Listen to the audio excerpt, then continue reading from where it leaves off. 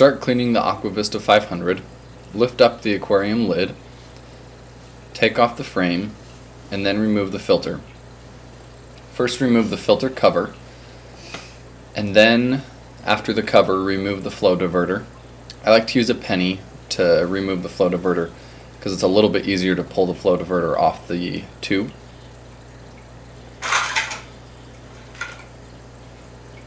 And that piece is called the flow diverter. And the rest of the filter holds the ceramic media. After you remove the filter, use the siphon hose to start filtering the tank.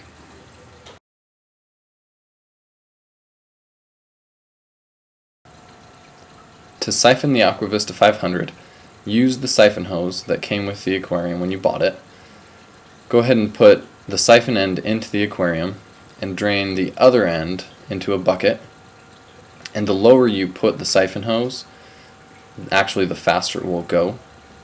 And using the blue pump, go ahead and pump it a few times to get the water flow going. And then just stir up the rocks with the siphon hose, and that way you'll get any excess fish waste or fish food that's sitting on the bottom or that's been sitting in those rocks at the bottom of your aquarium. And do that for a few minutes until you drain the water about 20%, which is probably around the minimum water level, maybe a little bit below. But before you do that, make sure that the aquarium is turned off so that the filter isn't still running when the water gets low. And once you drain the water that you need to, go ahead and take the siphon hose out.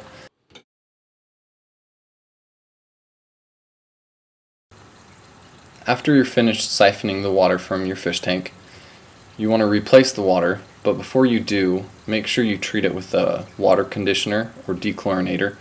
I like to use Jungle Startright. And you can put the water in a small bucket and then just mix the dechlorinator with it, and then go ahead and add it to the aquarium.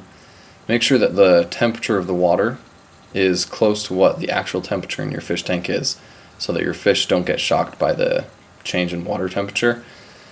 And be careful when you fill up the water not to overfill it, because if you fill the Aquavista 500 above the max level line where that sticker is, the water will actually leak out of your aquarium for the next couple days.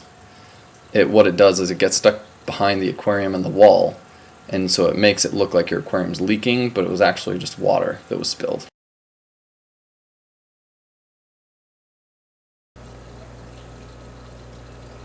After you replace the water, or before, go ahead and use the scrubber that came with the aquarium to clean off the inside glass. And you can actually use the scrubber on the background, just turn it obviously the opposite way, and go ahead and clean the inside of the aquarium. And if your algae is really hard, you might have to stick your hand in the aquarium and use your hand to push the brush harder rather than holding on to the end of the handle. That way you'll be able to push harder to scrub the algae off the tank.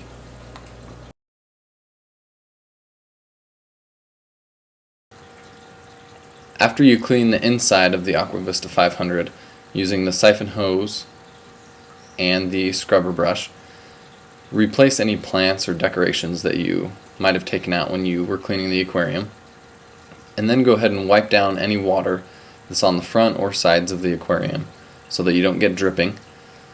And then after you do that, go ahead and put the filter back together. That's the filter tray.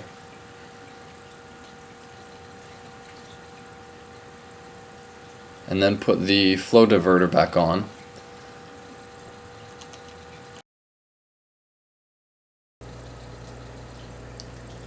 And then replace the filter cover.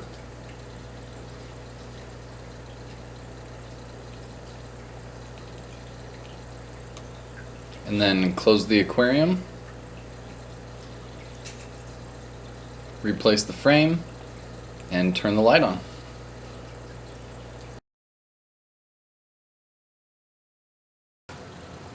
And that's how you clean the Aquavista 500. If you do that every couple weeks, just takes 5 to 10 minutes, your aquarium will stay clean and looking good.